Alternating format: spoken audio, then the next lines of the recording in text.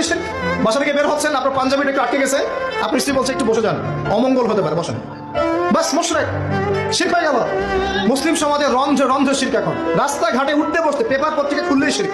Paper খুলবেন রাশিফল, সিংহ রাশি, কন্যা রাশি, দিনটা কেমন যাবে বিশ্বাস করলেই মুশরিক হয়ে যাবে। রাস্তার পাশে টিয়া পাখি দিয়ে ভাগ্য পরীক্ষা করছে, হাতটা দেখে যান তো ভাই কি আছে, বললেই শিরক হয়ে যাবে। আংটি বিক্রি করছে, আংটি পড়লে রোগ ভালো হবে, হাতে দিল রোগ ভালো হবে এই উদ্দেশ্যে, মুশরিক। হাতে দিয়েছে রোগ ভালো হবে, আমার ডায়াবেটিস ভালো হয়ে যাবে, বিসমিল্লাহ, ব্যাস মুশরিক, নাউজুবিল্লাহ। এই আকীদা নিয়ে পড়লেই মুশরিক। মুসলিম সমাজে অহরহ শিরক আছে। আর আবু জেহেলের যুগে কি ছিল ভাই? আবু জেহেলের যুগে অনেকদিন বলেছি, মেজর 5টা সমস্যা ছিল। কয়টা? মেজর 5টা, মাইনর সমস্যা অনেক, মেজর 5টা। এক, আবু জেহেলের যুগের বেশিরভাগ মানুষ শিরক করতো। কি করতো ভাই? লাত, উজ্জা, হবল, মানাত এইসব মূর্তি পূজা করতো। এখন হয়তো মুসলিম সমাজে এটা নাই ঠিকই, কিন্তু মুসলিমরা এখন কবর মাজার পূজা শুরু করেছে, করে নাই? মুসলিমরা এখন